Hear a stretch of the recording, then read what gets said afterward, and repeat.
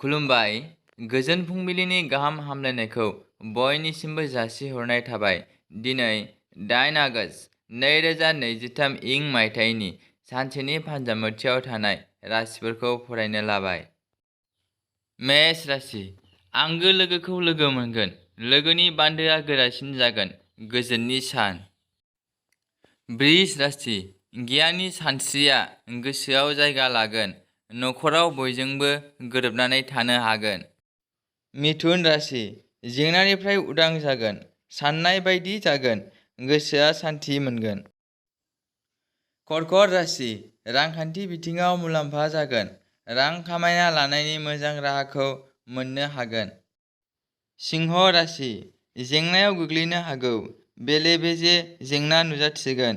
सांग्रां जाना थानाया मोजां। कन्या राशि। दुखु सहायनांगोन। रांनि गोनांथियाव खाराव माराव जानांनो हागौ। रावनिफ्रायबो मदद मोननाय नङा। तुला राशि। साननाय हास्थायनायफोरा सिमा गैयै जागोन। सिमांफोरखौ जाफुंहोनायाव थांखि लानाया गोख्रोंसिन जागोन। वृश्चिक राशि। मिजिं थिनायफोरा मोगथां महर मोनगोन। नखराव मोजां खौरां सफैनो हागौ। गाहाम सान। धनु राशि। हारसिंनो रागा जोंग्रा जागोन। गावनो गाव सानब्लाबो सानख'नो हानाय नङा। गोसो हमथानानै सोलिनांगोन। मकर राशि। जिउनि हान्थिनाय लामायाव जेंनाजों मोगा मोगि जानांनो हागौ।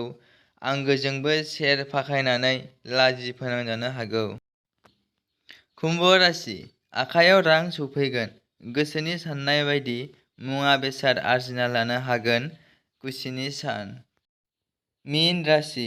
गोसोआ गिलुं गिलुं जाबाय थागोन। गावनि लाखुमानाय दायखौ सोराङाव फैजानो गिगोन। गोजोन गैयै सान। दिनैनि राशि फरायथिंनाया एसेनोसै। बेजों लोगोसेयैनो बुहुमनि साफ्रोमबो सुबुंफोरनि थाखाय दिनैनि साना गाहामैनो बारलांनो थाखाय आनान गसाइनियाव आरज गाबनाय थाबाय। गोजोन्थों।